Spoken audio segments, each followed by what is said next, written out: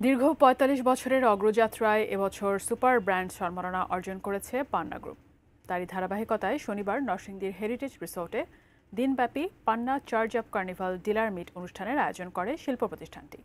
অনুষ্ঠানের উদ্বোধন করেন প্রতিষ্ঠানের চেয়ারম্যান মোহাম্মদ লোকমান হোসেন। এ সময় আরও উপস্থিত ছিলেন মোহাম্মদ আরিয়ান খান সহ প্রতিষ্ঠানের ঊর্ধ্বতন কর্মকর্তারা। দিনব্যাপী অনুষ্ঠানে বেস্ট ডিলার ও সেলস পারফর্মার সম্মাননা দেওয়া হয়। এছাড়া ছিল খেলাধুলা, সাংস্কৃতিক অনুষ্ঠান, রাফেল ড্রয়ের মতো আনন্দ আয়োজন।